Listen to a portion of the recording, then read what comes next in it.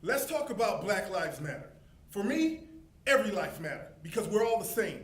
It's just that I got a better tan than most. Black lives do matter, but here in this country, let's be honest.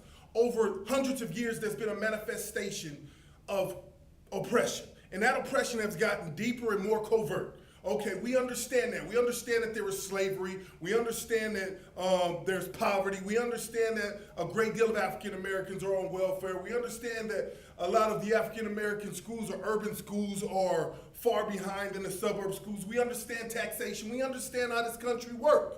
Okay, that's the problem, right? Let's talk about the solution to the problem. If we truly believe that the lives of these urban kids truly mattered, then we'd set up programs to assure that this cycle will not continue. And when I say we'll set up programs like the Exposure Project that I'm developing, that I did within my school when I was a principal, where you take the kids, when you take those students and you educate them outside the walls and outside of the community. And what I mean by educating, I'm not talking about you having class in downtown Chicago. I'm not saying that, but I'm telling you, networking with corporations like Google, Accenture, Microsoft, all these corporations in corporate America, these kids need to see that. They need to experience it. They need to know that it's tangible, that they can actually do it. Because the educational system that exists today is keeping the confinement of the education within those walls. And there's no correlation in our kids' minds between reading this book and understanding this curriculum and this skill to survival in their community, because a lot of them have been convinced over time since they were 5 years old that this is where they're going to be born and die. And if you have that hopeless upbringing, listen to me, hopeless upbringing, that this is all you have. The poverty, the drugs, the violence, the murder, the death, the lack of respect for your face, your skin tone. If that's all you have, what do you have to aspire for? And so now you got these little babies growing up being trained to believe that their life is hopeless and pointless. And when you have that concept, when you have that thought process, how can you aspire for greatness? We as a country suppress the kids' ability to believe that they are great, that they can do more, that they can have better. So what happens? You have this large homicide rate that exists in the African American community because for hundreds of years we've been taught and manipulated and brainwashed to believe that our lives have no value. And I'm here to tell you that's a lie. Yes, I was born in the ghetto. Yes, I was born broke, starving, mom addicted to drugs, in poverty, in homelessness. I was born into that. But somewhere down the line, I saw that glimmer of light. And I believe that I can make it out of this proverbial creation that was developed for me to fail. And I refuse to submit to the ghetto's hold. And here it is. Kids do not see an outlet. And if you do not see an outlet, if you do not see something greater, then you're gonna settle for this crap that you live in. And eventually that crap won't have a smell. And eventually you become comfortable with it and you live a life of hopelessness. So your life has no value even to yourself. And if you were to die the next day, you would be, in your mind, happy because you no longer have to worry about where you're gonna get your food. You no longer have to worry about where you're gonna get clothes or where you're gonna eat or the fact that you have somebody who's holding you and telling you you love them. You're not gonna have to worry about that.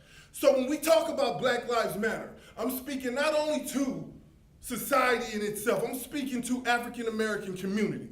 If we believe that our lives matter, the gangsters, the hustlers, the drug dealers, listen to me. You will protect those kids. You will keep them out of that madness. You will encourage them to go above and beyond. You wouldn't kill them in drive-by shootings. You wouldn't take their shoes because you wanted the shoes that they were. You wouldn't continue to kill, and destroy. But here it is. It's crazy because you don't even know why you kill and destroy. You don't even know why your mentality is like this. And I'm here to tell you, your mentality is like this because you have been trained to believe that that's all you are, a gangster, a killer, and a drug dealer. And you're not. That's what you've been programmed like a dog to believe. And if you think who you are because that's who you are, no. That's who you are because that's who you've been trained to be. If I took all you guys out of the hood, every last one of you, give me your kids. I want every last one of your kids, and we're going to put them in Australia, right? We're going to keep them there for 15 years, bring them back to the family. I guarantee you they won't relate to you because they will not understand that craziness mentality that you have because they're surrounded by something totally different. Now, if we were predisposed to be this crazy race, that wouldn't exist. You wouldn't have the outliers. But if we took those little precious babies who did nothing to deserve the madness that they were born into, if we took them and placed them in a different society around nurturing people who are loving them and caring for them, and they had the resources to survive, guess what? They would be totally different. Stop the brainwash.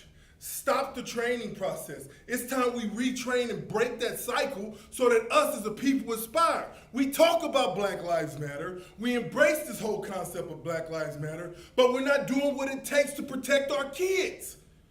And as for the country, the government, the media, you guys perpetuate that all over the place. You brainwashes, you just as bad at doing it as anybody else.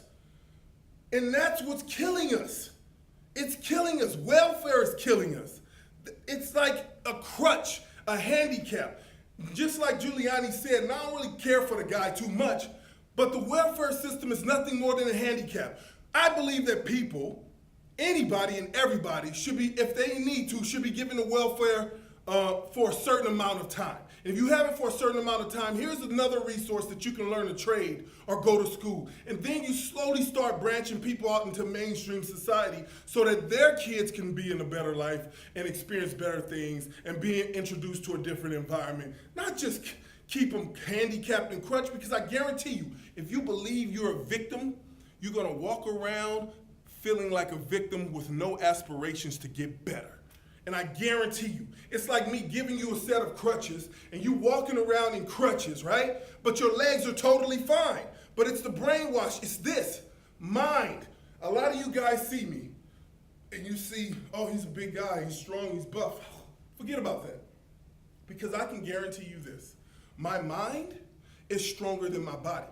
The reason my body is like this is because my mind pushed through the pain, pushed through the obstacles so I can be who I am standing before you today. My successes, from being in special ed class to barely making it out of high school, to going to college and excelling, getting my bachelor's, my master, my doctorate, and graduating at 24, that was my mind, the will, the drive. A lot of our kids are being stripped of that because the hopelessness sits in at such a young age that they don't believe they can get out. Listen, get them out of this box that they're born in. Expose them.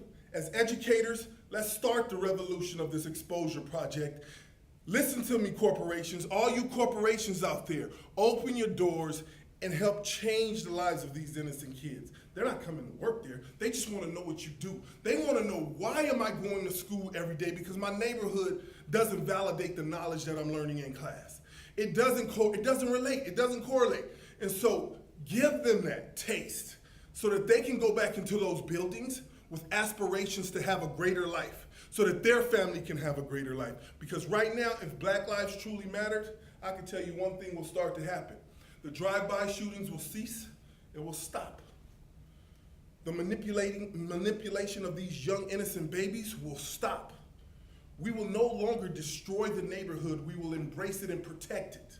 It's not about killing cops because a couple cops killing us. Just imagine how we're doing it to ourselves. So that's how a drive-by. You kill my cousin, I go kill your cousin and your best friend. Oh, I kill your cousin and your best friend, now you're gonna kill my mom, my uncle, my brother. It goes on nonstop. And guess what? At the end of the day, we're exterminating ourselves. Pretty soon we're gonna be extinct. And I can tell you there's a lot of people out there who wish you were extinct. So take your mind back. Stop blaming other people for our setbacks. We understand we were in slavery. Our ancestors have paved the way for a greater life. We understand we are in these pockets of poverty. We understand that things exist on purpose. But I can tell you one thing. If we collectively take our minds back and we recognize this subtle brainwash, we will start to retrain ourselves. We will start to branch out with pride, be able to articulate exactly what we need to do so that we get our lives back, because they're being taken and stripping from us, and we are letting it happen, and most of all, we are doing it to ourselves. Stop blaming, because you can't change a racist. A racist is gonna always be a racist. Let it be, who cares? But I can tell you one thing, you can change the course of your life by taking your life back. And that's what I'm asking you. If Black Lives Matter, let's take it back.